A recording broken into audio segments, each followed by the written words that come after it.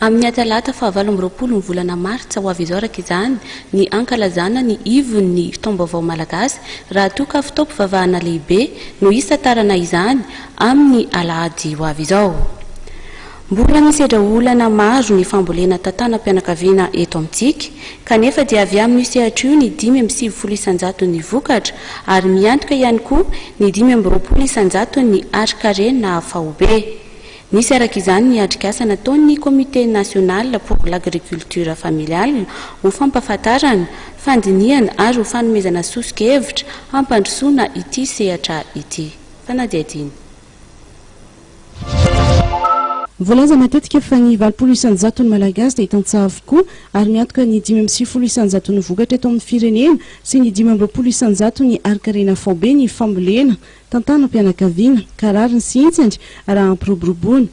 Nisy araka izany atrikasa amin'ny tanterahan'ny Comité national pour l'agriculture familiale na ny CNAF nanomboka omaly ka amin'ny farana androany teny amin'ny relais du Rova Soavin'ny Merina nahitana ireo mpisehatra rehetra sy izay mifandray amin'io fambolena tantanam-pianakaviana io. Milaza ny tanjona amin'izany ny filohan'ny fikambanana fampivoarana amin'ny tantsana ny fifata Rakotovao Roland.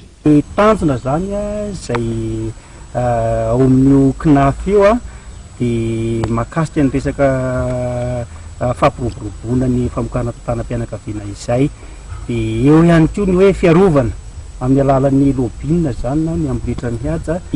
Tena zava-dehibe aminay zany dia mila mahafantatra aloha ary faharoa manaraka an'izay dia mandinika dia mandroso sosokevitra. Raha hanao an'izany ambolitra ny haja zany na lobina dia mila mahafantatra ny tontolo manodidina an'ilay zavatra anaovana lobina.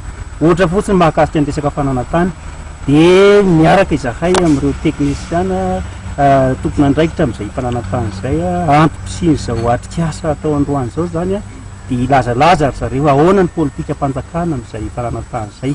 Raha fitiana dia ny fahafantarana, fandiniana ary fanomezana sosokevitra hampandrosoana ny fambolena tantanam-pianakaviana no natao ka nijerena ny lafin'ny famatsiana, fampiofanana, ny fananantany ary ny fivarotana.